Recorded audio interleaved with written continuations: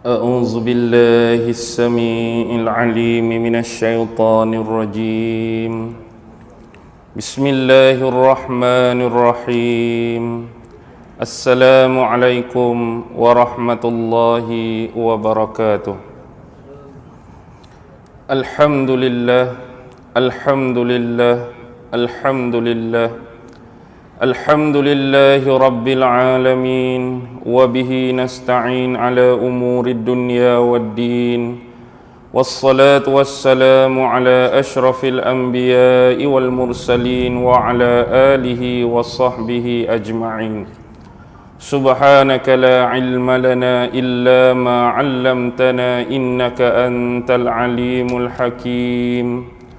قال رب اشرح لي صدري ويسر لي أمري واحلل عقدة من لساني يفقه قولي. اللهم يسر ولا تعسر، اللهم يسر ولا تعسر، اللهم يسر ولا تعسر. اللهم صل على سيدنا محمد وعلى آله وصحبه وسلم. اللهم صل على سيدنا محمد وعلى آله وصحبه وسلم. اللهم صل على سيدنا محمد وعلى آله وصحبه وسلم. أما بعد. Alhamdulillah, syukur kehadrat Allah Subhanahu wa taala kerana dengan limpah kurnia, rahmat, kasih sayang dan inayah daripadanya, pada malam ini kita sekali lagi sama-sama dapat dihimpunkan dan dikumpulkan semata-mata untuk memenuhi sebahagian malam kita dengan mencari perkara-perkara yang berfaedah dan bermanfaat, terutamanya melalui ataupun menerusi majlis-majlis ilmu seperti yang kita hadapi pada malam ini. Moga-moga apa yang kita datang pada malam ini ke masjid semata-mata untuk menuntut ilmu, mendapat hidayah, mendapat rahmat, keberkatan dan keredaan daripada Allah Subhanahu wa taala, insya-Allah.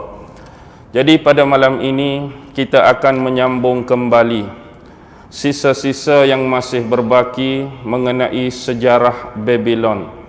Pada bulan yang lepas ataupun bulan yang lalu kita telah memperkatakan secara awalan tentang sebahagian daripada ketamadunan sejarah dunia.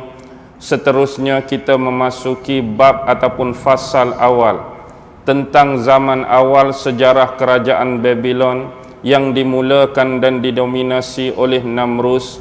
Kemudian beberapa pemerintah ataupun beberapa penguasa yang menguasai kerajaan-kerajaan ataupun wilayah-wilayah, termasuk kerajaan Babylon yang pada waktu itu termasuk daripada sebahagian besar tamadun yang kita kenali sebagai tamadun Mesopotamia.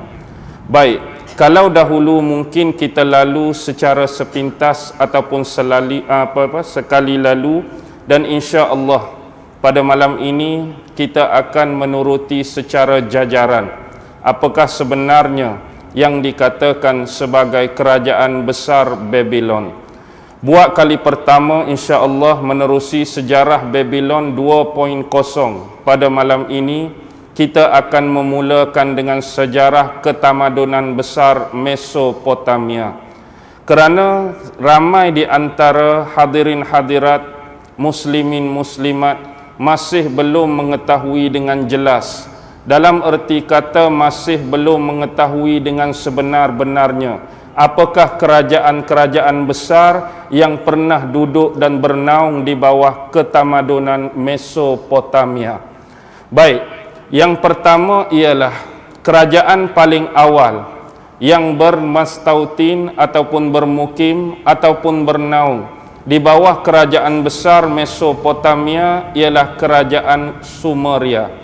Tentu ada di antara hadirin dan hadirat pernah mendengar nama kerajaan Sumeria yang bermula pada tahun 3500 sebelum Masihi.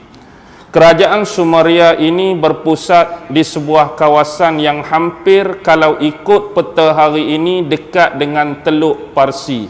Dia lebih kurang berada di tengah-tengah antara kawasan Iraq dan juga kawasan Iran sekarang. Jadi kerajaan Sumeria ini adalah sebuah kerajaan yang besar.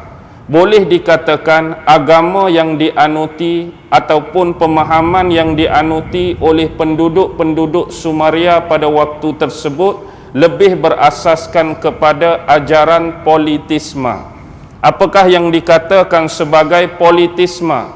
Politisme ialah ajaran yang memperakui banyaknya dewa ataupun banyaknya dewi.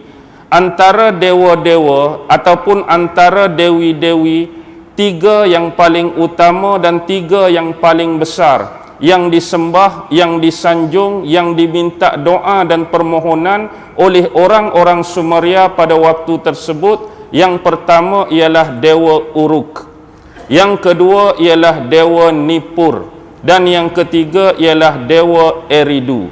Maksud Dewa Uruk ialah Dewa Langit, maksud Dewa Nippur ialah Dewa Bumi, maksud Dewa Eridu ialah Dewa Air. Maksudnya mereka menyembah sebahagian daripada tiga dewa besar ini merujuk kepada Dewa Langit, Dewa Bumi dan Dewa Air. Inilah bentuk yang saya katakan pada awal tadi, bentuk kepercayaan ataupun ajaran politisme yang mempercayai banyaknya dewa, yang mempercayai banyaknya dewi. Pada zaman tersebut juga, pengurusan dan kemajuan kerajaan Sumeria memang tiada tandingannya. Sebab mereka sudah mempunyai sistem tulisan yang tersendiri yang kita namakan sebagai suniform. Pernah dengar tak tulisan ataupun perkataan suniform? Dia lebih kepada tulisan yang berbentuk pepaku. Pepaku macam ni, kalau kita biasa dengan kesenian Melayu kita, yang biasa kita tengok orang duk lorek bunga, orang duk lorek gambar-gambar pada sekeping papan, yang kemudian papan tu kita letak di masjid ke atau di rumah. Maksudnya tulisan pepaku ni dia bentuk kita guna macam bentuk benda tajam ataupun pahat, kita lorek pada papan atau luh tersebut untuk membentuk tulisan-tulisan tertentu yang mempunyai pemaknaan. Dan pemaknaan ini difahami bahasanya oleh penduduk-penduduk ataupun orang-orang Sumeria pada waktu tersebut. Inilah yang diistilahkan sebagai tulisan suniform. Jadi inilah antara kerajaan besar pertama yang mendominasi, yang bernaung di bawah kerajaan Mesopotamia ialah penduduk-penduduk ataupun orang-orang Sumeria. Yang kerajaan mereka ni bertahan lama, hampir kepada 2350 Masihi. Kerajaan ini mula mundur, kerajaan ini mula lemah. Kita sebut tadi mereka bermula 3500 sebelum Masihi, dan mereka ni mula dah mundur, mereka mula lemah pada akhir tahun 2350 Masihi. Yang mana pada zaman tersebut ada seorang raja. Sebab raja ni dia tak ada kerajaan, iaitu Raja Sargon I. Raja Sargon I ni dia lebih mirip kehidupan dia macam orang nomad, macam pengembara, macam orang yang berpindah dari satu tempat ke satu tempat. Tetapi dia ni memiliki kita kata jawatan dia sebagai seorang pemimpin bagi satu kaum yang dinamakan kaum Akkadia. Kaum Akkadia dipimpin oleh seorang raja yang nama Raja Sargon. Dan dia dah lebih sinonim merujuk kepada Raja Sargon I. Jadi bila dia tengok kerajaan Sumeria mulai mundur, bila dia tengok kerajaan Sumeria ni mulai lemah, dia dengan bala-bala tentera dia dengan bala-bala askar dia mula menyerang kerajaan Sumeria pada akhir tahun 2350 sebelum Masihi. Yang peperangan ni berlangsung hampir beberapa tahun, yang akhirnya dimenangi oleh Raja Sargon I tadi. Akhirnya kerajaan Sumeria tunduk, kerajaan Sumeria jatuh, kerajaan Sumeria tewas. Lalu buat kali kedua, kerajaan yang dipimpin oleh Raja Sargon I bernaung di bawah kerajaan Mesopotamia dengan nama kerajaan Akkadia. Jadi kerajaan kedua yang bernaung di bawah Mesopotamia ni nama dia kerajaan Akkadia. Yang dahulu kalau mereka hidup secara nomad, mereka hidup macam orang Gipsi, mereka hidup berpindah randah. Bila dah dapat kerajaan Sumeria, mereka menetap di situ di kawasan yang sama, iaitu dekat dengan Teluk Parsi. Jadi mereka ni banyak ambil bidang pengurusan, banyak mereka ni tiru daripada sistem pemerintahan yang lama, iaitu daripada kerajaan Sumeria. Sebab mereka belum kenal erti pemerintahan sebab cara hidup mereka sebelum ni.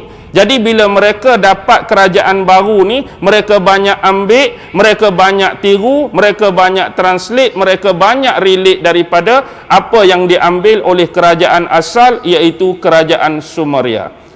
Tetapi yang menjadi persamaan bagi Sumeria dan Akkadia ialah mereka mempunyai kepercayaan dan ajaran yang sama, iaitu politisme juga. Tetapi dewa-dewa dan dewi-dewi yang dipercayai ataupun diyakini oleh orang-orang Akkadia ni lebih mirip kepada dewa-dewa yang bersifat dewa perang, ataupun lebih dikenali sebagai dewa-dewa yang bersifat dewa pahlawan. Contoh, kalau di Sumeria dulu ada 3 tadi yang kita sebut, Dewa Uruk, Dewa Nippur dan Dewa Eridu, maka bagi orang-orang Akkadia mereka mempercayai dewa perang yang bernama Dewa Adopa, dewa perang yang bernama Dewa Etana, dewa perang yang bernama Dewa Gilgamesh. Ni ada 3 dewa perang ataupun 3 dewa pahlawan, baik atas nama Adopa, baik atas nama Etana, baik atas nama Gilgamesh. Sama juga kepercayaan dia bersifat politisme macam orang-orang Sumeria sebelum ni. Jadi bagaimana mereka nak meningkatkan kemajuan kerajaan baru? Kerana mereka ni menakluk wilayah-wilayah di bawah jajahan Sumeria, mereka melakukan asimilasi. Mereka mengambil pelajaran-pelajaran, mereka mengambil pengetahuan-pengetahuan, mereka mengambil teknologi-teknologi, mereka mengambil bidang pengurusan dan pentadbiran, semuanya berasaskan kepada kerajaan Sumeria sebelum ini, sebagaimana yang kita cerita awal tadi. Lama kelamaan kerajaan ini agak lama bertahan, tetapi sampai ke tahun 1850 sebelum Masihi, kerajaan ini juga sampai masa lemah dia, sampai masa mundurnya sebagaimana kerajaan Sumeria dahulu. Jadi mereka bermula pada tahun berapa tadi? 2300 sebelum Masihi, dan mereka berakhir 1850 sebelum Masihi. Siapa yang naik pula? Kerana mereka diserang oleh satu bangsa. Yang ni kita sebut dulu, iaitu bangsa Amorid. Bangsa Amorid ni dikenali sebagai bangsa yang bertubuh kekar, bangsa yang bertubuh sado, bangsa yang bertubuh besar, bangsa yang bertubuh kekang, ataupun dikatakan sebagai bangsa yang suka berlawan, bangsa yang suka berperang. Diketuai oleh pemimpin mereka pada waktu tersebut bernama Sumuabum. Jadi pemimpin yang menguasai orang-orang Amorid ni nama dia Sumuabum. Jadi Sumuabum bila dia lihat peluang yang ada di atas kelemahan dan kemunduran kerajaan Akkadia pada akhir 1850 Masihi, dia ambil peluang. Orang-orang Akkadia daripada tentera, daripada askar dan orang-orang awam dikerah untuk menjatuhkan kerajaan Akkadia tadi. Akhirnya kerajaan Akkadia pula runtuh, kerajaan Akkadia pula jatuh. Jadi jatuh tu naiklah bangsa tadi, iaitu bangsa Amorid yang dipimpin oleh Sumuabum. Yang inilah kerajaan ketiga yang bernaung di bawah kerajaan Mesopotamia, iaitu kerajaan Babylon Lama, ataupun nama lain dia kerajaan Babylon Kuno. Kerajaan Babylon Lama pun dia, ataupun nama lain kerajaan Babylon Kuno. Jadi zaman inilah yang kita sebut hari itu seorang raja yang terkenal dengan kod undang-undang dia, dengan kod peraturan dia, iaitu Raja Hammurabi. Ingat tak pada pertemuan bulan yang lepas kita sebut pasal Raja Hammurabi. Bagaimana Raja Hammurabi boleh naik? Sebenarnya selepas semua bom ni bukan dia ni berdarah aliran maharaja, bukan dia berkasta orang-orang yang bersifat pemerintah ataupun penguasa, tapi dia cuma seorang, kita kata, pejuang jalanan, sama macam Raja Sargon tadi. Tetapi selepas itu naiklah ayah kepada Raja Hammurabi yang bernama Sin Muballid. Ayah Raja Hammurabi, belum Raja Hammurabi, ayah dia nama dia Sin Muballid, berketurunan darah raja, berketurunan kasta pemerintah ataupun kasta penguasa. Bila naik Sin Muballid, dia memerintah. Corak pemerintahan dia jauh lebih maju daripada kerajaan Sumeria, jauh lebih maju daripada kerajaan Akkadia sebelum ini. Jadi selepas dia meninggal, Sin Muballid tadi, barulah naik Raja Hammurabi 1792 sebelum Masihi sampai waktu mati dia 1750 sebelum Masihi. Dan ini adalah kemuncak kecemerlangan dari sudut ekonomi, kecemerlangan dari sudut sosiologi, kecemerlangan dari sudut undang-undang dan kanun, kecemerlangan dari sudut teknologi dan sebagainya di zaman Raja Hammurabi tadi. Tetapi selepas dia mangkat pada tahun 1750 sebelum Masihi, yang naik itu anak dia, iaitu Samsuiluna. Bila naik Samsuiluna, pemerintahan dia tidak sama, tidak hebat, tidak gah sama seperti pemerintahan bapa dia. Yang akhirnya zaman Samsuiluna inilah kelemahan dia, kemunduran dia mula dihidu oleh satu bangsa, iaitu bangsa Hiti. Jadi bangsa Hiti pula serang.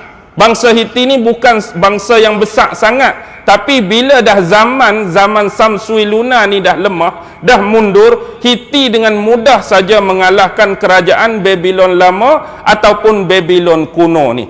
Jadi bila dia bermula pada tahun 1850 sebelum Masihi, akhirnya dia jatuh pada tahun 800 sebelum Masihi di tangan kerajaan Hiti. Jadi Hiti perintah pun tak lama, lebih kurang antara 8 hingga 10 tahun. Pada tahun 800 dalam tahun 790 sebelum Masihi, ada satu lagi bangsa yang lebih besar daripada bangsa Hiti, iaitu bangsa Kasi, daripada kerajaan Kasid. Kerajaan dia nama Kasid, ada T belakang. Tapi orang-orang yang berpenghuni di bawah kerajaan Kasid ni kita panggil orang-orang Kasi tanpa huruf T. Jadi hanya lebih kurang 8 ke 10 tahun dari 800 sebelum Masihi sampai 790, satu lagi bangsa iaitu Kasi daripada kerajaan Kasid mula menyerang bangsa Hiti tadi yang mengalahkan kerajaan Babylon lama ataupun Babylon kuno. Yang akhirnya kalah bangsa Hiti. Walaupun kalah, tetapi kumpulan mereka masih kuat. Kumpulan mereka masih berkeliaran di dalam kerajaan orang-orang Kasi tadi, ataupun disebut di bawah pemerintahan kerajaan Kasid. Jadi start daripada 790 itu saja, tempoh pemerintahan dia sampailah 750. 79 sampai 75 lebih kurang berapa tahun? 40 tahun saja. Masa inilah datangnya kerajaan lain yang dinamakan kerajaan Assyria ataupun disebut orang-orang Asyur. Kerajaan Assyria dalam tu ada orang-orang Asyur. Jadi mari kerajaan Assyria, orang-orang Asyur lawan pula dengan kerajaan Kasid yang dipimpin oleh orang-orang Kasi tadi. Akhirnya kerajaan Asyur ataupun Assyria ni dapat diperintah oleh mereka bermula 750 sebelum Masihi. Jadi lengkaplah kerajaan Assyria ataupun orang Asyur ini sebagai sebuah kerajaan yang besar yang keempat selepas Sumeria, selepas Akkadia, selepas kerajaan Babylon lama atau kuno, dan dia mengambil tempat yang keempat, iaitu kerajaan Assyria dipimpin oleh orang-orang Asyur. Kerajaan ni pun tak lama, mereka bertahan cuma sampai tahun 612 sebelum Masihi. 750 sampai 612 sebelum Masihi. Tetapi mereka mempunyai 3 pemimpin yang dianggap besar yang mencapai tempoh kecemerlangan pemerintahan, iaitu Raja Sargon II. Nama dia kebetulan Sargon, dia letak Raja Sargon II sebab Raja Sargon I dah dimiliki oleh Raja Akadia hak serang Sumeria tadi. Yang kedua ialah Raja Sennacherib. Nama dia Raja Sennacherib. Yang ketiga Raja Assurbanipal. Inilah 3 pemerintah hak capai tahap kecemerlangan antara 750 sampai 612 sebelum Masihi. Raja Sargon II, Raja Sennacherib dan Raja Assurbanipal. Lepas tu dia pun mula mundur, dia pun mula lemah, dia pun mula jatuh. Bila jatuh hak ni lah timbulnya orang-orang Kaldea. Orang Kaldea ni bukan orang lain, tetapi mereka serpihan saudara daripada kumpulan kerajaan Bekah nombor 3 tu, iaitu kerajaan Babylon lama, Babylon kuno. Lepas mereka kalah tu, mereka membentuk satu kumpulan baru. Mereka bergabung dengan satu bangsa lain, iaitu bangsa Kaldea. Lalu mereka menyerang kerajaan Assyria oleh orang-orang Asyur tadi. Akhirnya 612 jatuhlah kerajaan Asyur, jatuhlah kerajaan Assyria. Yang memimpin mereka iaitu Nabopolassar. Pernah dengar nama ni? Tak pernah dengar? Maharaja Nabopolassar. Maharaja Nabopolassar ni dia dapat 612 sebelum Masihi. Jadi dia adalah kerajaan yang kelima. Yang ni dah digelar kerajaan Babylon baru, sebab dia ni serpihan daripada kerajaan Babylon lama hak nombor 3. Bila dia dapat balik bergabung dengan orang-orang Kaldea, mereka menamakan kerajaan Babylon baru. Inilah kerajaan Babylon yang berada di puncak kecemerlangan, hak sebenar-benarnya melebihi Raja Hammurabi pada pemerintahan kerajaan Babylon lama, yang dipelopori oleh Maharaja Nabopolassar. Maharaja Nabopolassar ni dia ambil 612 sebelum Masihi, tapi dia lahir 626 sebelum Masihi dan mangkat 605 sebelum Masihi. Jadi bila dia mangkat 605 sebelum Masihi, setahun sebelum tu dia sakit panjang, dia sakit 5 tahun. Baik, macam ni. Dia lahir 626. Bukan, dia naik memerintah 626, dia dapat 612 tadi. Dia maksudnya dia lahir sebelum 612. Bila dia dapat kerajaan Assyria tadi 612, dia tak terus angkat diri dia ni sebagai maharaja. Dengan kata lain, dia tak terus menobatkan diri dia sebagai penguasa, dia tak terus menobatkan diri dia sebagai pemerintah baru. Tetapi selepas dia dapat 612, 626 sebelum Masihi. Tersilap, 626 dia lahir, tersilap, maaf. 626 dia lahir, 612 tu dia dapat. Bila dia dapat, dia jadi maharaja 612. Tapi dia mati 605. Faham ke tak ni? Faham tak? Maaf kesilapan tadi. Lahir 626, dia menang 612, dia mangkat 605. Tetapi 5 tahun dia sakit panjang. Bermula 600 berapa kalau dia mati 605, 610 sampai 605 dia sakit panjang. Selepas itulah 604 sebelum Masihi anak dia. Inilah maharaja paling terkenal dalam sejarah Babylon, iaitu Maharaja Nebukadnezar. Ini mungkin ramai orang kenal ni. Kalau bahasa Arab dia sebut Maharaja Bukhtansar. Bahasa Arab disebut Bukhtansar, dalam bahasa moden disebut Nebukadnezar. Ini terkenal dalam sejarah, anak kepada Nabopolassar tadi. Baik. Bila dia start 604, dia start memerintah, dia meninggal 562 sebelum Masihi. Jadi saya nak berhenti dulu setakat tu. Bukan berhenti, saya nak cerita sebab ni zaman pemerintahan dia. Zaman dia lah sebenarnya timbul 4 benda yang paling utama. Zaman dia lah zaman pembinaan Taman Tergantung Babylon 1. Hak kita duk cerita sebelum ni, taman tergantung Babylon zaman Raja Nebukadnezar. Begitu juga tembok-tembok Babylon. Hak kita kata, kita sebut sebelum ni, hak 4 segi tu.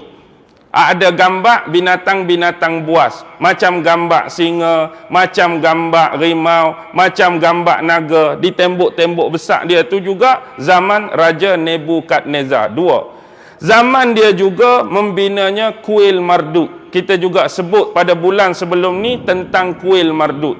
Yang keempat, pintu gerbang Ishtar. Ni kita tak sebut. Pintu gerbang Ishtar, lepas ni kita sebut. Jadi inilah 4 benda mercu tanda yang menjadi kebanggaan pada zaman pemerintahan Raja Nebukadnezar. Taman tergantung Babylon, tembok-tembok kota Babylon, kemudian kuil Marduk, dan yang keempat terakhir ialah gerbang Ishtar. Sebenarnya hari ini bila Amerika menyerang Iraq, memang ada beberapa kompromi dan komplot antara asas-asas utama nak menguasai telaga-telaga minyak, antara asas-asas utama nak menjejak Imam Mahdi, ada asas-asas utama nak menakluk kerajaan-kerajaan Islam, dan antara desas-desus juga mereka nak mencari kembali apa yang disebut sebagai Stargate of Babylon. Apakah yang dimaksudkan dengan Stargate of Babylon? Inilah yang digelar sebagai gerbang Ishtar. Apa dia Stargate, apa dia Babylon? Pernah dengar perkataan Stargate? Kalau kita sebelum ni tengok movie, ada movie yang tajuk Stargate. Ada juga movie yang berbentuk science fiction yang menceritakan dalam kisah dan filem tu pasal Stargate. Stargate ni apa? Pintu gerbang bintang. Maksudnya daripada alam bumi, daripada alam dunia, dia ada satu ilmu yang kita ni boleh melangkaui galaksi, satu ilmu yang kita boleh melangkaui dimensi untuk tembus kepada seolah-olah alam yang lebih tinggi, nak menerobos syurga dan neraka. Sama macam pengasas awal, iaitu Namrus, dia bina apa kita sebut hari itu? Menara Babylon. The Babel Tower tu kan. Jadi gerbang Ishtar inilah yang disebut sebagai mercu suar ataupun sebagai Stargate of Babylon. Kalau kita sebut mercu suar, tahap Amerika hari ini saya kata masih belum layak untuk digelar sebagai mercu suar dunia. Sebab mereka tak ada sama macam Stargate of Babylon. Sebab tu desas-desus mengatakan mereka pi di Iraq, mereka nak cari balik Stargate of Babylon yang pernah dibina oleh Maharaja Nebukadnezar. Stargate ni dia macam bentuk pintu gerbang, dia hias dengan jubin. Jubin tahu? Jubin macam tu lah, lebih kurang warna biru. Di sisi gerbang tadi, dia letak arca 3 jenis binatang. Pertama lembu, yang kedua singa, yang ketiga naga. Arca lembu merujuk kepada 3 dewa awal hak zaman Sumeria tadi, iaitu dewa Uruk, dewa Nippur dan dewa Eridu. Hak kata dewa langit, dewa bumi dan dewa air. Tu gambar lembu. Hak merujuk kepada gambar singa ialah merujuk kepada dewa Isis. Dewa Isis ni kita akan perlu kembali kepada zaman Fir'aun. 3 dewa tu kan, Osiris, Isis dan dewa Horus. Itu kita cerita lain.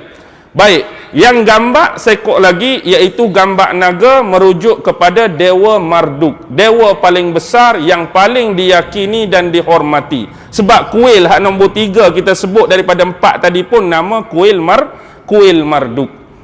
Kuil Marduk itulah ada sebuah patung yang besar, di sisi patung tu ada gambar Raja Nebukadnezar yang kedua. Raja Nebukadnezar ni lah hak lahir pada tahun 604, hak meninggal 562 sebelum Masihi itu. Jadi tujuan utama macam ni, 600 sebelum Masihi, masa dia belum diangkat menjadi raja tu, dia dah serang satu tempat. Yang ni lah disebut sebagai Jerusalem. Di mana Jerusalem hari ni? Mana Jerusalem hari ni? Palestin. Kalau kita rujuk Bible, kita buka the book of Daniel, kitab Nabi Daniel bab yang keempat. Dalam kitab Nabi Daniel bab yang keempat ada dua buah kawasan, dua buah wilayah yang ditakluk oleh Raja Nebukadnezar, iaitu Jerusalem dan Judah. Dua-dua tu dimiliki oleh bangsa Bani Israel yang mewakili bangsa Yahudi. Jadi Raja Nebukadnezar dia serang Jerusalem, dia serang Judah. Yang kita tahu hari ini adalah tanah haram ataupun tanah suci Palestin.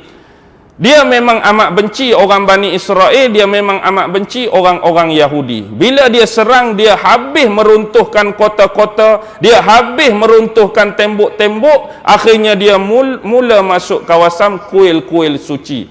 Inilah yang disebut sebagai kuil Nabi Sulaiman, yang kita sebut Haikal Sulaiman. Tetapi hakikatnya Haikal Sulaiman itu apa benda? Haikal Sulaiman itu ialah Masjidil Aqsa. Haikal Sulaiman sebutan ada, tetapi hakikat wujud benda, hakikat wujud hakiki tak ada. Yang dikatakan kuil suci, yang dikatakan kuil Sulaiman, yang dikatakan Haikal Sulaiman merujuk kepada Masjidil Aqsa. Kalau zaman Nabi Sulaiman dah ada Masjidil Aqsa, siapakah pembina sebenar Masjidil Aqsa? Siapa yang buat Masjidil Aqsa? Hak betul. Yang buat Masjidil Aqsa yang sebenar ialah Nabi Yaqub, pemula yang buat Masjidil Aqsa. Tetapi yang terkenal jadi haikal, jadi kuil Sulaiman sebab zaman Nabi Sulaiman lah dia mula membesarkan tapak asal ataupun tapak asas yang pernah dibina oleh moyang dia Nabi Yaqub alaihi salam. Yang jelas hak bina Nabi Yaqub, zaman pembesaran masjid tu berlaku zaman Nabi Sulaiman. Jadi lekatlah nama Haikal Sulaiman, kuil suci ataupun kuil Sulaiman. Inilah yang kononnya yang dikehendaki oleh orang-orang Yahudi sekarang. Bagi mereka Masjidil Aqsa tu tak ada. Yang sebenarnya ada kuil Sulaiman, Masjidil Aqsa tu mari kemudian bina atas tapak bekas kuil Sulaiman. Okey, contoh. Hari ini ada kuil Sulaiman. Kemudian mari orang Islam bina Masjidil Aqsa atas tapak kuil Sulaiman. Tu dakwaan mereka. Macam mana kita nak percaya? Sebab yang buat Masjidil Aqsa lebih awal Nabi Yaqub dulu. Nabi Yaqub dulu buat Masjidil Aqsa. Nabi Sulaiman cuma memperbesarkan. Tapi yang mereka dakwa kononnya ada kuil Sulaiman, Masjidil Aqsa mari kemudian. Tak logik langsung lah. Nabi Yaqub dengan Sulaiman siapa dulu? Nabi Yaqub dulu. Jadi sebab itulah mereka duk korek banyak terowong bawah Masjidil Aqsa sekarang semata-mata nak suruh Masjidil Aqsa ni runtuh. Bila runtuh, tujuan utama nak membangunkan impian dan imajinasi sebenar mereka tentang haikal ataupun kuil Sulaiman. Jadi hakikatnya mereka nak bangun sebuah bentuk baru, sebuah rekaan baru, tempat baru yang betul-betul hak mereka duk imagine, hak mereka duk nak, hak mereka duk khayal sebelum ni atas nama Haikal Sulaiman. Jadi sebenarnya tempat yang mereka nak bangun di bawah runtuhan Aqsa di kemudian hari ini akan jadi pusat pemerintahan terbesar Bani Israel Yahudi yang akan dipimpin oleh ketua mereka yang akan muncul, iaitu Dajjal. Ingat, Dajjal akan jadikan kuil tersebut sebagai pusat pemerintahan dia di Israel. Dan inilah yang kita perlu fikir. Kenapa nampak gaya Dajjal sebodoh itu? Adakah Dajjal tidak mengkaji hadis-hadis Nabi? Adakah Dajjal tak baca hadis-hadis Nabi bahawa dia akan dibunuh oleh Nabi Isa di mana? Kalau Dajjal baca, Nabi Isa akan bunuh dia di Babul Lut, pintu gerbang Lut di bumi Palestin. Yang dia tu bodoh pi buat pusat pemerintahan di Palestin, macam sengaja je nak suruh dia kena bunuh. Baik dia buat di Bayan Baru tak? Baik dia buat di Teluk Kumbak, jauh sikit, lambat sikit nak kena bunuh. Ni dia seolah-olah tahu dah Nabi Isa nak bunuh dia di Palestin, dia pula pi buat situ. Dan inilah sunnah Allah, ketentuan Allah. Dia tak boleh lari. seolah-olah macam dia tak terfikir, baik aku buat jauh ke, baik aku buat jauh daripada ni, nak bagi lambat dia kena bunuh. Tapi itulah sunnah Allah, ketentuan Allah. Di situ juga dia cari pasal, di situ dia cari penyakit, di situ dia cari maut dia. Baik, kembali kepada isu tadi. Jadi banyak benda-benda yang dibawa oleh Nebukadnezar daripada Judah dan Jerusalem ini sebagai harta ghanimah. Dah dia benang perang tadi, hancur sehancurnya Jerusalem, hancur sehancurnya Judah, dia banyak buat balik harta ghanimah. Terutama dua benda yang paling besar. Yang ni saya masih dalam peringkat kajian, dia sebut bahasa burung, dia bagi apostrophe. Bahasa burung tu apa benda? Satu lagi ialah tabut perjanjian orang Yahudi. Tabut kita semua tahulah. Satu peti yang sentiasa dibawa oleh orang Yahudi dulu dalam setiap misi peperangan. Ada tabut tu, mereka tak pernah kalah, mereka selalu menang. Tetapi tabut tu juga sekarang hilang dan tak tahu ke mana. Tetapi yang apostrophe bahasa burung, mantikutoid tu saya masih belum kenal pasti apakah maksud sebenar dia. Ke ada siapa-siapa di sini tahu sebelum ni apakah yang diistilahkan sebagai bahasa burung ataupun bird language tu? Kalau saya memang tak faham, dan insya-Allah lah kita carilah sebab kita tak faham. Dua benda tu. Dan yang paling penting dia bawa bersama orang-orang suci. Orang-orang suci inilah yang jadi pengasas kepada gerbang Ishtar tu. Siapa orang-orang suci tu? Alim-alim ulama daripada bangsa-bangsa Yahudi. Sebut orang suci takkan hanya kerana dia alim ulama nak dikatakan suci atau dikategorikan suci.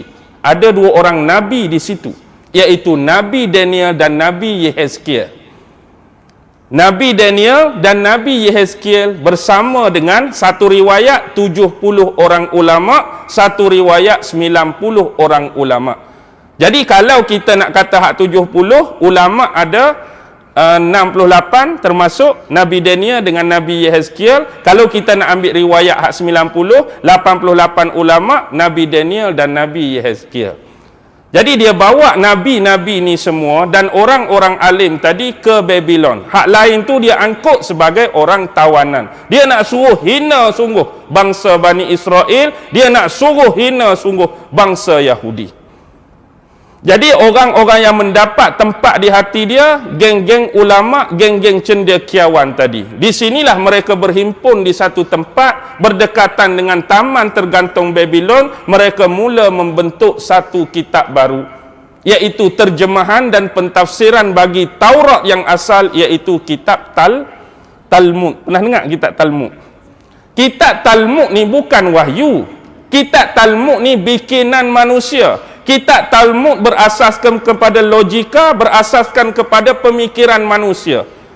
Jadi ulama-ulama tadi, mereka faham Taurat yang turun pada Nabi Musa, macam ahli-ahli tafsir kita faham Al-Quran yang datang dari Nabi Muhammad. Tetapi Talmud ini ditafsir bukan mengikut ilmu sebenar tentang Taurat, tapi mengikut acuan Raja Nebukadnezar. Antara isi Talmud contoh, selain daripada orang Yahudi, bangsa-bangsa lain boleh dianggap sebagai binatang, dianggap sebagai babi yang layak dibunuh. Setitis darah orang Yahudi lebih bernilai daripada berpuluh-puluh bangsa lain yang mati atau meninggal. Yang jadi bahan bacaan sekarang ialah presiden-presiden Amerika. Ni sebagai buku asas Talmud ni, presiden-presiden Amerika duk baca. Asalnya di mana? Ni yang diambil daripada ulama-ulama dululah. Tapi mereka tafsir secara terpaksa, mengikut acuan logika, mengikut acuan pemikiran Nebukadnezar untuk memusnahkan sumber asal dia, kitab Taurat. Yang sebenarnya ada riwayat mengatakan tulisan asli dan tulisan tulen 5 kitab asas Taurat dibawa sekali oleh Raja Nebukadnezar. Bukan kata hak asli tulis hak Nabi Musa tu. Bila ditulis kembali, hak asli dia tu Raja Nebukadnezar yang ambil. 5 kitab asas tu kan, yang kita sebut the book of Genesis, the book of Exodus, the book of Number, the book of Leviticus tu, semua duduk dengan Raja Nebukadnezar. Jadi dia nak ditafsirkan 5 asas Taurat tadi mengikut acuan dia, kitab baru yang nama Talmud. Dia ada pula Talmud, Mishnah Gemara, Talmud, Mishnah Babylon. Dia banyak pula jenis-jenis dia tu. Ikut macam-macam mazhab, ikut macam-macam aliran. Jadi bagi Maharaja Nebukadnezar, dia sama sifat, dia sama perangai dengan Namrus. Jadi bila sama sifat, orang-orang ada sekeliling dia automatik orang-orang yang berpangkat arkitek, orang-orang berpangkat engineer, orang-orang berpangkat astrologer, orang-orang berpangkat astronomer, orang-orang berpangkat ahli sihir, orang-orang berpangkat dukun, orang-orang yang boleh memecahkan kod-kod mimpi dan sebagainya. Jadi bila dia terbiasa dengan benda ni, mudah dia nak mengesan dua individu yang dianggap paling suci waktu dia masuk Jerusalem, iaitu Nabi Daniel dengan Nabi Yehezkiel. Jadi dia guna ilmu mereka ni untuk membentuk gerbang Ishtar tadi. Hari ini pun mereka main benda yang sama. Mereka bangunkan tiang-tiang Obelix. Tahu tiang Obelix? Ada kan tiang saja-saja daripada besar kecil-kecil lah sekali macam puncak piramid atas sekali. Tak ada bendera, tak ada apa. Ni dipanggil tiang Obelix. Tiang Obelix biasa dibina di atas garisan lay. Garisan lay pula. Apa dia garisan lay? Garisan lay ini ialah garisan yang paling kuat. Garisan yang paling kuat menyedut apa? Menyedut sumber kekuatan tenaga. Macam ni. Kalau kita belajar geografi, sumber-sumber kawasan tertentu ada graviti dia rendah, ada graviti dia kuat. Ada sumber dia tinggi, ada sumber dia tak tinggi. Jadi dia nak bina mana-mana bangunan, arkitek-arkitek dia nak bina mana-mana tempat, dia nak bina mana-mana monumen, dia nak bina mana-mana obelik, dia cari satu kawasan yang ada garisan lay. Sebab ini adalah pusat. Sebab ini adalah asas yang boleh menarik kekuatan sampai ke Stargate tadi. Semua ni dia buat ni untuk cantum dengan satu, iaitu nak buka pintu Stargate. Nak buka pintu Stargate. Apa tujuan? Cara dia ialah melalui spiral vortex. Oh, sudahlah. Apa dia spiral vortex? Baik. Kita sebagai manusia, Allah menjadikan kita terdiri daripada atom-atom dan zarah. Kita sebagai receiver. Apa dia receiver? Macam pemancar. Kita ada pemancar satelit tu. Jadi TV kita nak boleh jadi penerima, nak bagi cerita kartun, nak bagi bola, nak bagi gusti WWE, kena ada satelit. Ada mangkuk hayun tu saja, mangkuk tu saja. Boleh tengok tak kalau tak ada satelit? Mangkuk saja ada, hak atas tu tak ada. Tak ada. Kita begitu juga Allah buat panduan wahyu dari atas, kita ni bertindak sebagai receiver. Atom dan zarah kita tetap hidup dan bergerak. Kalau orang letak bom C4 kat saya, pelepem. Agak-agak hak hancur tu, ada lagi tak zarah hak hidup? Orang tu matilah. Zarah tu hidup. Bila zarah tu hidup, kita ni terdiri daripada tenaga positif dan tenaga negatif. Apa yang kita buat hari ini menghasilkan salah satu dari dua tenaga tu ikut kebaikan dan keburukan. Kalau saya baca Quran, tenaga yang terhasil ialah tenaga positif. Kalau saya minum arak, yang terhasil negatif. Apa saja hak baik, positif. Apa saja hak jahat, negatif. Jadi tempat yang paling kuat untuk menghasilkan tenaga positif, Nabi dah ajak. Iaitu di mana saja ada tempat yang kamu berkemampuan, binalah rumah Allah. Buat masjid. Nabi dah tunjuk contoh. Pi tak ada sampai Madinah, di Kuba dah buat masjid. Mari Madinah buat masjid. Pi jelajah mana, pi masuk negara orang mana, buat masjid, belambak masjid. Masjid adalah pusat asas nak mencipta spiral vortex dalam bentuk positif.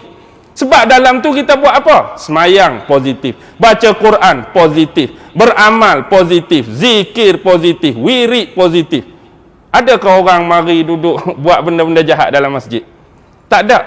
Sebab tu masjid kalau nak buat, jangan tinggal dua benda asas ni, iaitu kubah dan menara.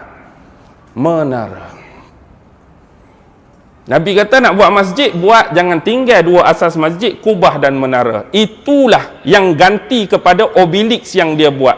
Obelix dia tu nak tarik tenaga negatif, yang kita ni kubah dengan menara nak tarik tenaga positif. Jadi hak kita buat ni membentuk tenaga, hak antar dia ke atas siapa? Menara dan kubah tadilah. Jadi setiap hari kita hidup dalam dunia ni duk berlawan positif dengan negatif. Hak oblique dia duk tarik negatif, hak kita buat amal duk tarik positif. Positif negatif masih seimbang. Sebab tu hari-hari dia cipta satu benda gaya kehidupan yang lebih banyak mencaskan kuasa positif ke negatif. Dia buat kelab malam, dia nak suruh tarik oblique hak negatif. Dia minum arak, dia buat judi, dia buat kelab tu, dia buat kelab ni. Dia suruh orang pakai tak tutup aurat, dia suruh orang pakai tak tutup tudung, dia suruh orang tak semayang, dia suruh orang tu. Tujuan apa? Tujuan dia nak spiral vortex kita, bukan saja dia dah hak jahat, dia nak orang-orang Islam buat jahat, dia nak suruh lebih tenaga negatif. Bila lebih tenaga negatif boleh buka Stargate tadi.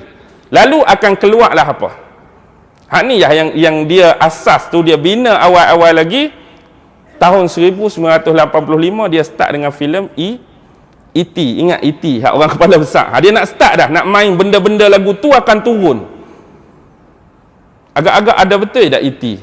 Lepas tu alien tu lah, X-File ni lah, Secret File tu lah, konon-kononnya alien nak serang bumi, alien nak mari.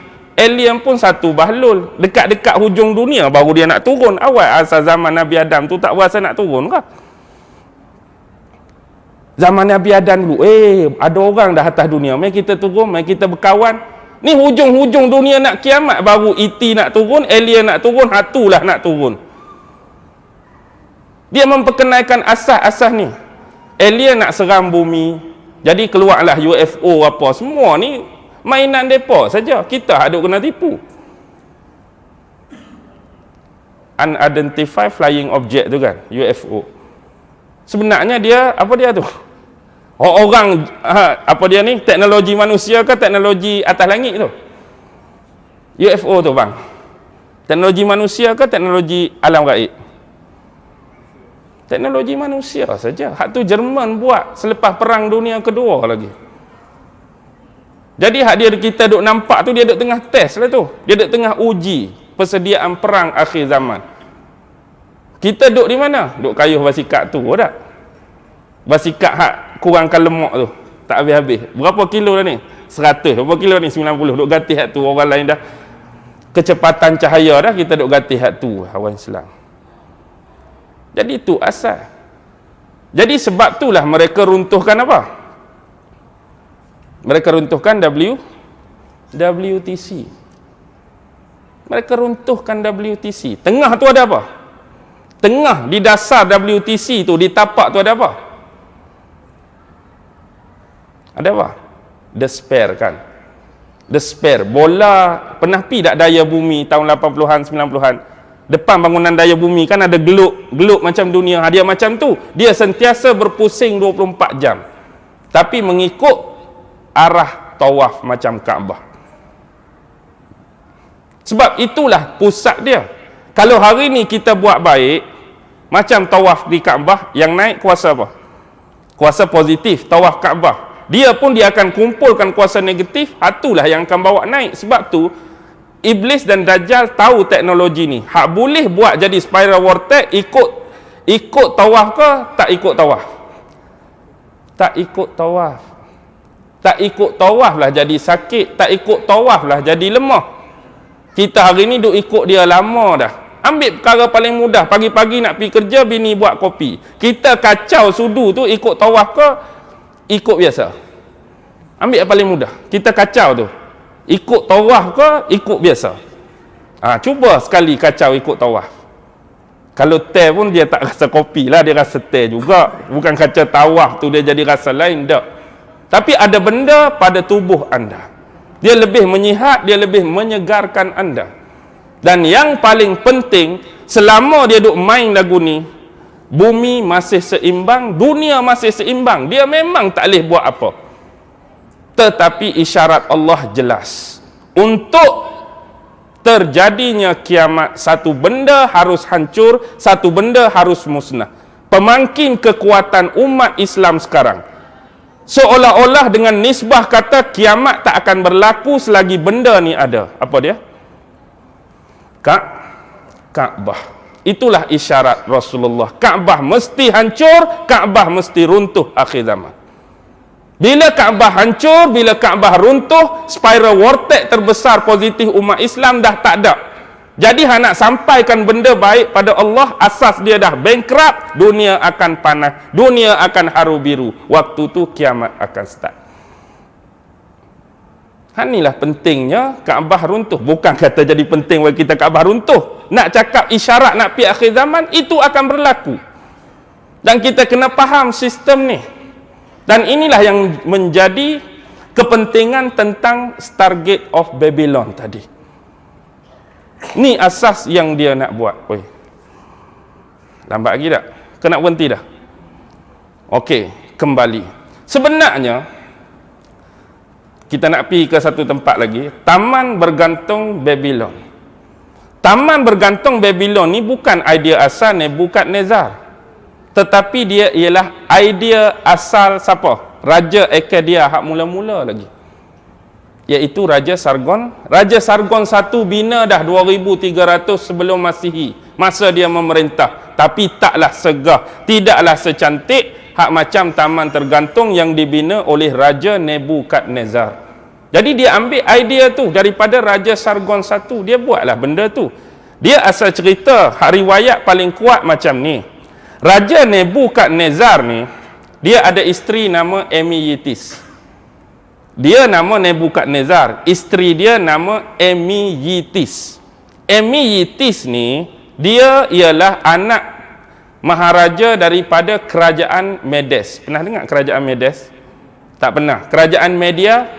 Tak pernah. Kerajaan pernah. Kerajaan Media ke Medes ke Media ke sama. Macam ni.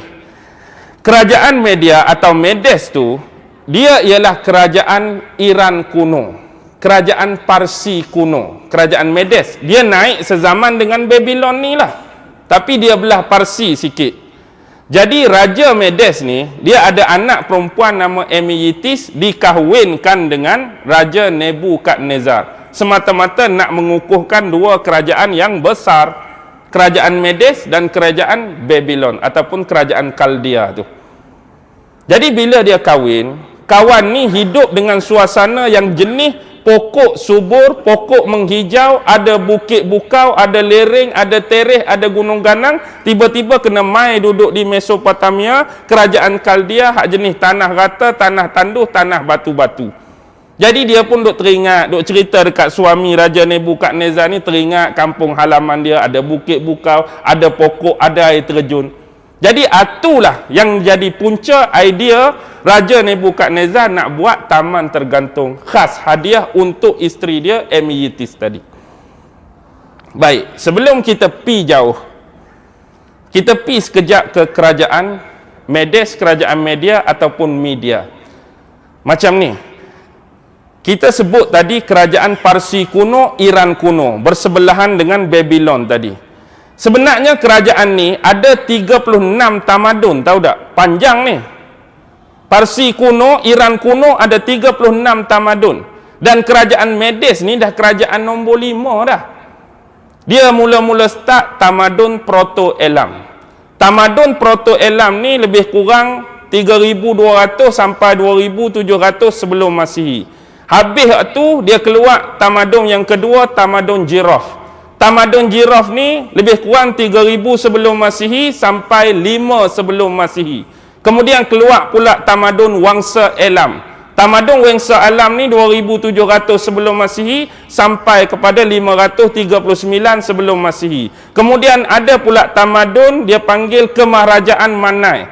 Tamadun Kemaharajaan Manai ni lebih kurang 10 sebelum Masihi sampai 5 sebelum Masihi. Yang kelima tu baru kerajaan Medes, 728 sebelum Masihi sampai 549 sebelum Masihi. Jadi kerajaan Medes ni macam ni. Nama kerajaan Medes, ibu negara dia Ektabana. Pernah dengar? Pernah dengar Ektabana? Kerajaan dia Medes, ibu negara dia Ektabana. Zaman hak dia sesama dengan Babylon tadi, dia ada dua saja raja dia. iaitu 625 sebelum Masihi sampai 585 sebelum Masihi. Raja dia nama Siazeres. Siazeres inilah ayah mertua kepada Raja Nebukadnezar. Siazeres tu bapa kepada Amayitis. Amayitis tu bini Nebukadnezar. Bila dia meninggal 585, adik Amayitis tadi, lelaki nama dia Astyages. Astyages ambil pula 589 sampai 549 memerintah kerajaan Medes. Baik, bila dia memerintah kerajaan Medes, 549 dia kalah kepada tamadun yang nombor 6 lepas Medes, iaitu tamadun Achaemenid. Tamadun Achaemenid inilah yang melahirkan seorang tokoh yang paling agung, iaitu Cyrus the Great. Raja Kurush, Cyrus the Great. Pernah dengar tak?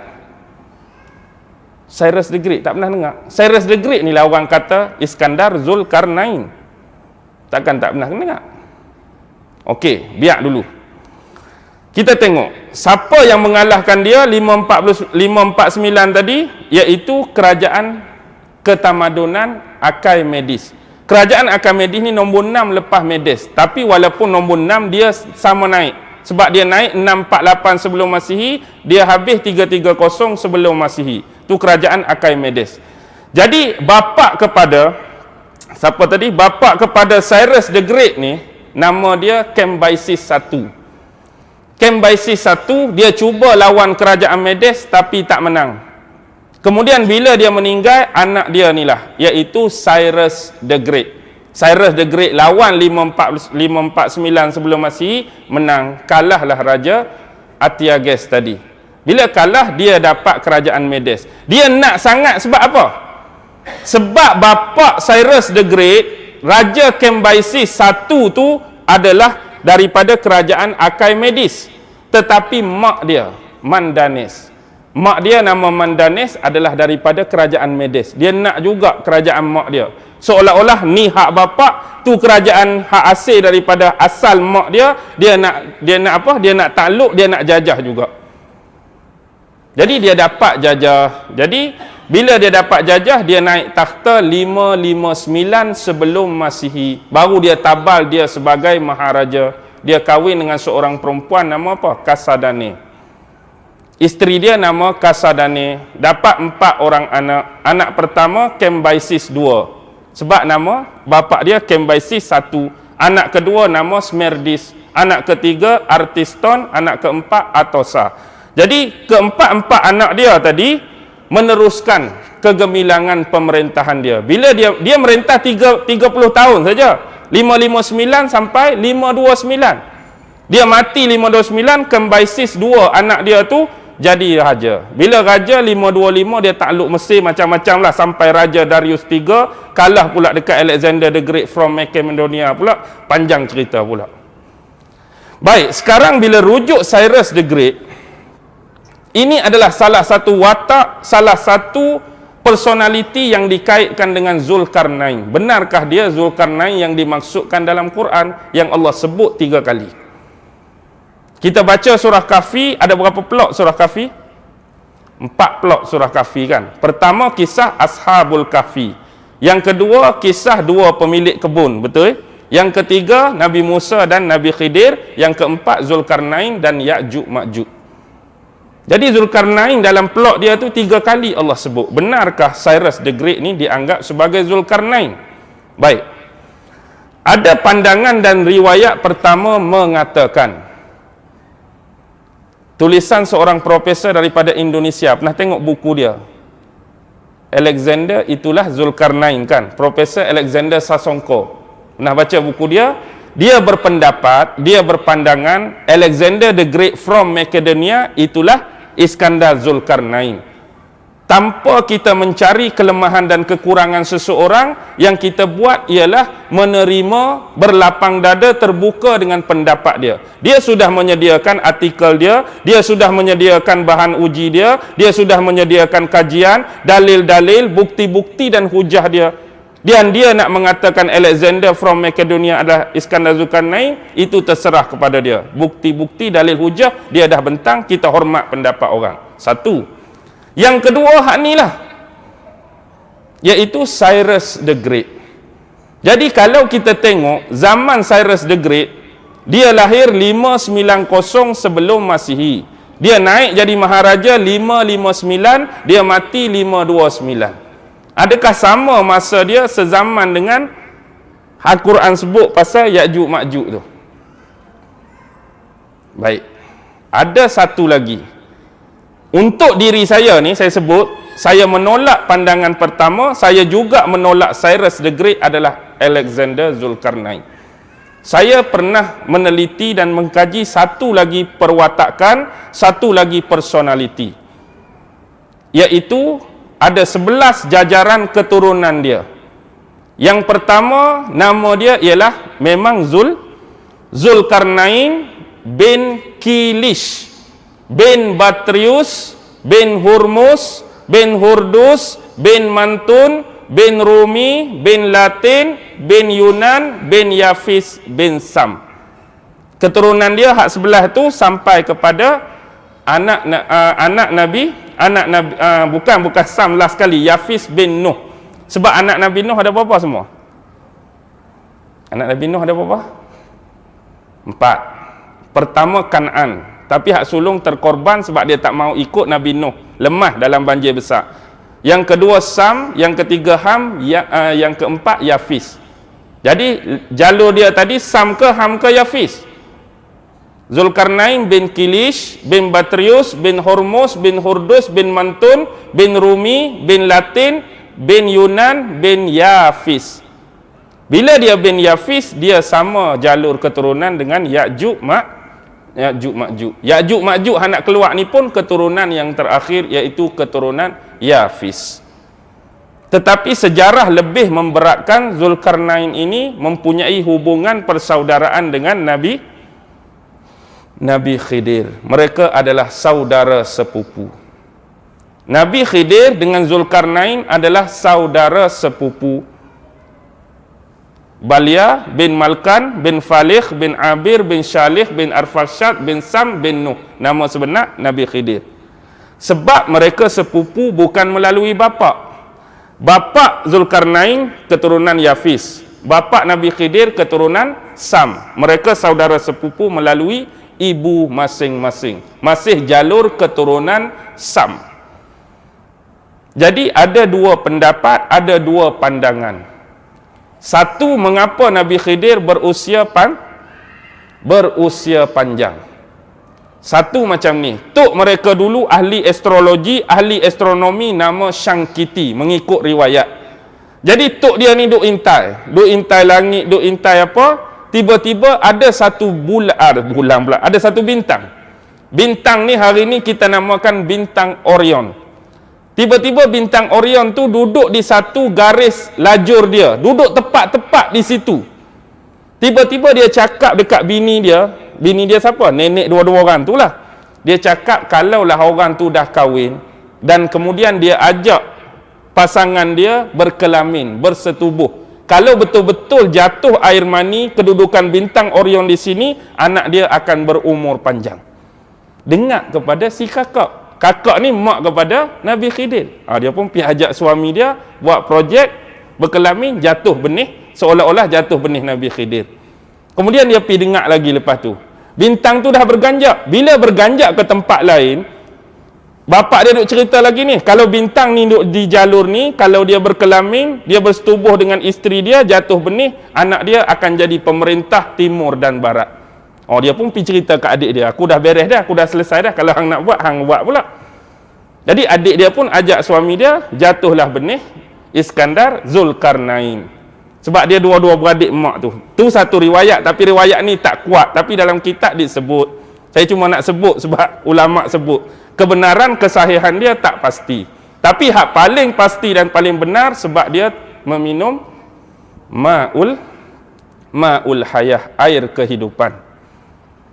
Telaga dari air kehidupan. Hak dia pergi cari dengan Iskandar Zulkarnain di hujung dunia tu. Dia yang jumpa dulu. Bila dia terminum air telaga tu, dialah kekal. Ni masih khilaf.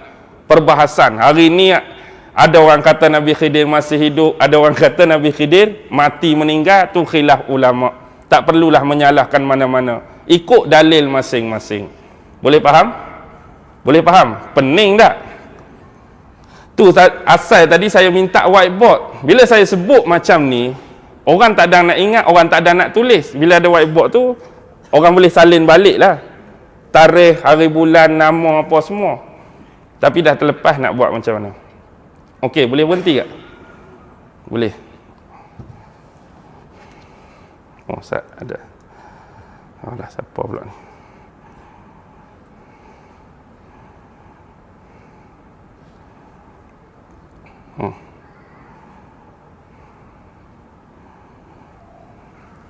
Ada satu soalan. Boleh jawab lebih kurang 5 minit. Ada saudara kita bertanya, Ustaz, berapakah jumlah bilangan mazhab dalam pengajian fiqh Islam dan apakah hukum kita ni mengikut mazhab? Lebih kuranglah 2 soalan bergabung. Berapakah jumlah mazhab dalam pengajian fiqh Islam, jumlah mazhab, dan apakah hukum kita ni ikut mazhab? Lebih kuranglah. Jadi berapa jumlah mazhab? Berapa jumlah mazhab, Mak? Hak kita belajar, hak kita bertaklid hari ni berapa? Hak besar? 4 mazhab. Iaitu mazhab Imam Hanafi yang 90 Hijrah. Mazhab Maliki bukan 80 Hijrah. Mazhab Maliki berapa? 94 Hijrah. Mazhab Syafi'i 150 Hijrah. Mazhab Ahmad bin Hanbal 164 Hijrah. Ni mazhab hak paling besar yang masih kekal sampai hari ini, mempunyai jutaan pengikut-pengikut mazhab di belakang imam-imam besar ni. Mazhab Hanafi, mazhab Maliki, mazhab Syafi'i dan mazhab Hambali. Sebenarnya kalau kita belajar di universiti-universiti di Timur Tengah, bukan nak lebihkan Timur Tengah, bawa balik kitab tu orang Malaysia pun boleh belajar. Kalau kita belajar perbahasan perbandingan fiqh, iaitu fiqhul muqaran. Hak seingat saya, kita ada 13 mazhab. 13 mazhab. Tapi mazhab lain tak ada pengikut, yang menyebabkan terkubur mazhab dia. Antara lain yang saya sebut, tadi dah berapa? Tadi dah 4. Untuk sampai pada 10, saya sekang dulu 3 yang 3 belakang tu. Jadi 10 kita dah ada 4, kita nak 6 lagi. Yang nombor 1 daripada 6 tu mazhab Imam Tabari. Pernah dengar Imam Tabari? Pernah baca tafsir Tabari? Tafsir Tabari tu Ibnu Jarir At-Tabari, dia ada mazhab sendiri. Tapi mazhab dia tak bertahan lama, tak ada pengikut, berkubur. Pertama mazhab Tabari. Yang kedua mazhab Imam Auza'i. Pernah dengar nama Imam Auza'i? Tu yang kedua. Yang ketiga mazhab Imam Sufyan As-Sauri.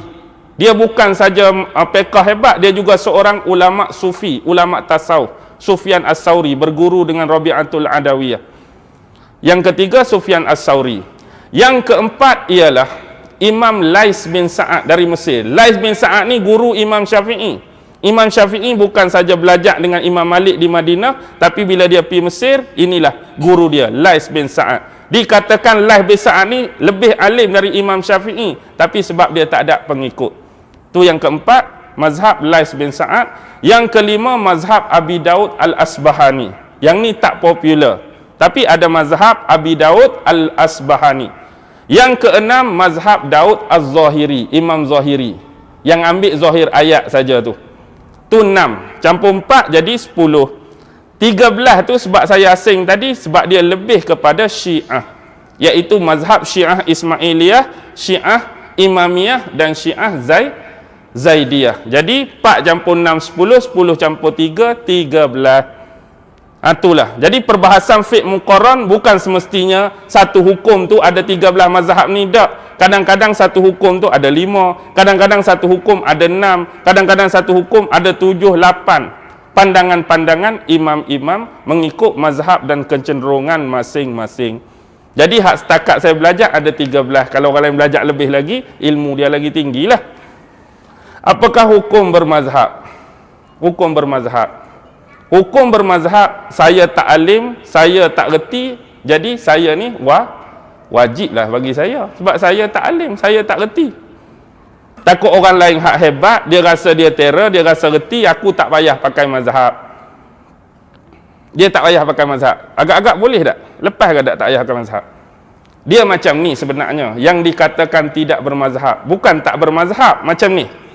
Kita lah ni, kita ada penentuan. Kita lah ni, kalau orang tanya hang mazhab apa, kita mazhab apa?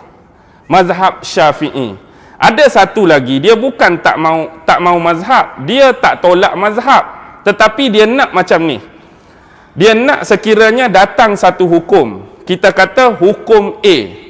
Dalam perbandingan 4 mazhab ni contoh, ditarjihkan, lebih disahihkan oleh ulama, yang paling kuat dalil dia ialah mazhab Hanafi tentang hukum A. Jadi dia nak ambil mazhab Hanafi punya hukum. Datang pula hukum B, kuat mazhab Hambali, dia ambil hak Hambali. Datang hukum C, kuat hak Syafi'i, dia ambil hak Syafi'i. Dalam masa yang sama, dia tak tolak mazhab, tetapi dia tak terikat dengan mana-mana mazhab. Dia ambil hak paling sahih, dia ambil hak paling rajih. Nak kata dia keluar, tak, sebab nak keluar apa? Ni dia ambil Syafi'i, ni dia ambil Hanafi. Tapi dia tak ada penentuan macam kita tadi, tak tertakluk tetap kepada Syafi'i. Dia ambil hak umum. Jadi apa-apa pun, dua-dua masih tertakluk dalam taklukan kemazhaban. Jadi ni satu cerita lagi orang yang betul-betul nak keluar. Aku nak pakai Quran terus, aku nak pakai sunnah terus. Seolah-olah tak mau terikat dengan mazhab. Agak-agak boleh ke tak? Imam Bukhari mazhab apa? Syafi'i. Imam Nawawi mazhab Syafi'i. Imam Ibn Hajar Asqalani mazhab Syafi'i. Imam Sayuti mazhab Syafi'i. Walaupun mereka tu dah hebat, mereka tak buat macam hak kedua tadi, nak pilih-pilih tu dah. Mereka lebih terikat dengan satu-satu mazhab. Syafi'i aku Syafi'i, aku Hambali, terikat dengan satu. Oh, hari ni hebat. Dia nak buat mazhab sendiri. Macam mana? Ambil terus dari Quran, ambil terus dari hadis. Boleh kalau kita punya kekuatan ilmu. Nak jadi mujtahid mustaqil atau mujtahid mutlak, sekurang-kurang satu riwayat ada 13, satu riwayat ada 15 jenis ilmu. Nombor 1, ilmu tentang Quran. Ilmu tentang Quran ada 17 jenis pula. Agak-agak nombor 1 lepas ke tak? Nak jadi mujtahid mustaqil ada 13, ada 15. Nombor 1 tu ilmu Quran. Ilmu Quran pula 17 dah. Kalau nombor 1 pun tak lepas, tak payah ceritalah hak belah-belah lain tu. Jadi dia rasa dia terror, ambil terus Quran, ambil terus daripada hadis. Kita sekurang-kurang ilmu usul fiqh mantap. Satu lagi ilmu istinbat hukum. Kalau kita hari ni nak cari Quran sendiri, hadis sendiri, tapi berpaksikan kepada kaedah yang dikemukakan oleh Imam 4, maksudnya kita masih lagi bertaklid dengan mazhab juga. Aku cari dalam Quran sendiri, aku cari dalam sunnah. Kaedah usul mana hang pakai nak keluarkan hukum ni? Aku pinjam hak Imam Syafi'i. Jadi hang masih bertaklid dengan Imam Syafi'i. Hang nak buat mazhab sendiri, hang kena reka kaedah usul sendiri. Mampu ke tak? Tak mampu. Bila tak mampu, wajib bermazhab lah. Jadi imam mazhab ni ikut siapa? Ikut guru dia sebelum tu. Guru dia ikut sebelum tu. Guru dia ikut sebelum tu. Sahabat, tabi'in sampai kepada Nabi. Ke mazhab ni dia pakai kitab Feng Shui ke, kitab Weda ke, macam mana? Dan sampai tak mau ikut mazhab. Macam ni lah kiasan paling mudah. Hari ni kalau saya nak buka laptop, saya nak buka notebook, saya nak buka desktop, saya kena bermazhab. Ada 3 mazhab utama. Pertama mazhab Windows, yang kedua mazhab Linux, yang ketiga mazhab Mac OS. Operating system dia panggil OS. Sama ada nak layar pakai Windows, pakai Linux, pakai Mac OS. Tanpa guna hak ni agak-agak boleh masuk ke tak, Mak? Tak ada siapa berani nak masuk. Maksudnya waktu berkomputer saya kena bermazhab, sama ada Windows, saya kena bermazhab Linux, saya kena bermazhab Mac OS. Boleh tak ustaz saya nak reka OS saya sendiri, operating system? Silakan kalau hang mampu. Apa nama dia? Nama dia Bangang OS contoh. Tiba-tiba tak boleh nak buka desktop lagi, hang dah. Itulah. Ustaz saya dah reka OS saya sendiri. tiba-tiba memang macam nama dia, jadi bangang sungguh. Desktop tak buka, hang dah. Kita takut OS pun hang, kita buat mazhab pun tak ada seminggu, hang juga. Hang tak apa lagi, jengkreng. Orang Kelantan kata. Jengkreng okey lagi, jengkreng kongkeng. Jengkreng kongkeng tu tak ada lah, tak boleh nak cakap apa lah. Kalau kita contoh nak komputer, hang tak mau pakai Windows silakan, tak mau pakai Linux silakan, tak mau pakai Mac OS silakan, buat operating system sendiri. Tapi kalau hang, kalau apa ikut hang. Sama juga hang ni. Kalau kita berkemampuan tak salah. Pintu ijtihad masih belum ditutup. Siapa yang berkemampuan tapi agak-agak mampu ada? Tak mampu. Quran 30 juzuk tak lepas tak? Sunan Sitah tak berapa nak lepas. Hak saya duk baca-baca tadi lepas ke tak? Hak saya duk baca-baca tadi lepas ke tak? Tak berapa nak lepas juga. Bukan nak kata tu keutamaan. Tapi kita sedar diri. Jadi automatik untuk saya lah, untuk saya wajib lah. Untuk tuan-tuan, kalau rasa tuan-tuan hebat, boleh cipta mazhab sendiri, boleh cipta kaedah sendiri, tak ada lah. Jadi persoalan paling penting, mampu atau tak mampu. Terjawab tak agak-agak? Terjawab tak? Kias sekali tu. Balik guna Windows juga tak? Balik guna Linux juga. Jadi tak selesai. Bila nak selesai? Wabillahi taufiq wal hidayah. Wassalamualaikum warahmatullahi wabarakatuh. A'udzubillahi minasyaitonirrajim. Bismillahirrahmanirrahim. Allahumma innaka ta'lam anna hazihil quluba qad ijtama'at ala mahabbatik waltaqat ala ta'atik wa tawahhadat ala da'watik wa ta'ahadat ala nusrati syari'atik fawassikillahumma rabitataha wa adim wuddaha wahdiha subulaha wamla'ha binurikal ladzi la yakhbu washrah suduraha bifaidil imani bik wa jamilit tawakkuli alaik wa ahyiha bima'rifatik wa amitha ala syahadati fi sabilik innaka ni'mal maula wa ni'man nasir wa sallallahu ala sayyidina Muhammad wa ala alihi wa sahbihi wa sallam walhamdulillahi rabbil alamin. Allahu akbar.